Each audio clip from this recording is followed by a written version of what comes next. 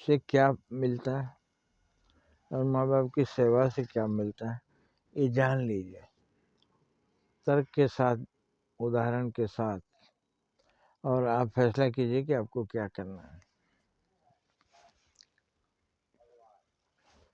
एक बार गणेश जी अपने पिताजी से लड़े हुए थे, तो शिव जी ने उनका सिर काट लिया था।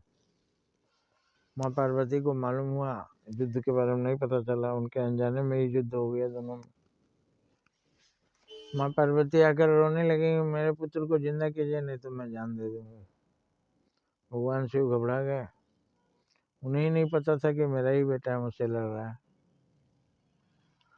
तो उन्होंने आदेश दिया अपने गणों को जाकर के किसी का भी, हालांकि उसमें दृष्टांत है, जो अपने बच्चों को अपने पीठ की तरफ करके सोया हो उसका सिर काट के ले आओ।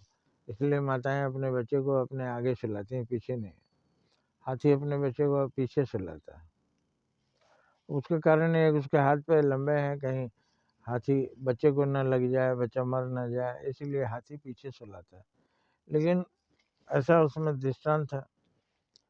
सिर काट के ले आए, गणेश जी ने शिव जी ने जोड़ दिया, गणेश का सिर हाथी का हो गया।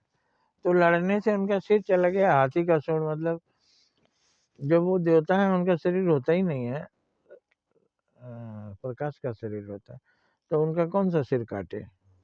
सब उलझी हुई कहानी, लेकिन आप उसका आशय समझिए, कहना क्या चाहते हैं, उसमें हमारे लिए क्या मीनिंग है। तो हाथी के सिर जोड़ दिया, लेकिन बाद में सुधर गए, पहचान गए अपने पिता को और बहुत आदर किया, उनका पैर पूजे। गणेश जी का कहीं चित्र मिलता है, शिवलिंग को दोनों हाथों से लपेट कर भगवान गणेश माथा लिए लगाए हैं, आराधना कर रहे हैं, शिवलिंग को पकड़े हुए दिखाया जाता है। और कहीं दिखाया जाता है कि नारद जी के कहने से उन्होंने पिता की परिक्रमा की, धरती की परिक्रमा छोड़कर पिता की परिक्रमा की, तो वो रिद्धि सिद्धि के दाता हो गए। सारी दुनिया जय सुमिरत सिद्ध होए, गणनायक करिवर बदना, ऐसा गीत गाते हैं कि जिनको स्मरण करने से ही सिद्धि की प्राप्ति हो जाती है। ऐसा किसकी कृपा से हुआ? शिव जी की कृपा से। तो शिव जी की पूजा करने से गणेश जी को ये लाभ हुआ। हर बच्चे को माँ बाप की पूजा आराधना सेवा करने से बहुत कुछ प्राप्त होगा, लड़ने से कुछ नहीं पाओगे, खत्म हो जाओगे।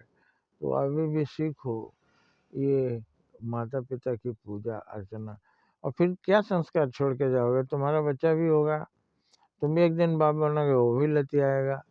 तो क्यों अपने माँ बाप से अच्छा व्यवहार नहीं करते। बच्चा क्या सीखेगा, घर एक पाठशाला की तरह है, छोटा बच्चा देखता है कौन क्या कर रहे हैं। जिस बच्चे ने देखा था कि अपने मेरे पिताजी दादाजी का पैर दबाते थे, वो भी दबाएगा, दादाजी का भी दबाएगा। और कभी कभी पिताजी दबाते हैं अपने पिताजी का पैर, तो बोलते हैं आओ बेटा तू भी नाती लगे, तेरे बाबा है ना, तुम भी पैर दबाओ। ये सब संस्कार करते हैं। मंदिर में जाते हैं, भगवान को माथा झुकाते हैं, बोलते हैं बेटा भगवान को तुम भी माथा झुकाओ, तुम डॉक्टर बन जाओगे, इंजीनियर बन जाओगे। अच्छे संस्कार डालने पड़ते हैं, ये पढ़ाई है, शिक्षा है। और माँ बाप पहले शिक्षक होते हैं जो बच्चों को शिक्षा देते हैं।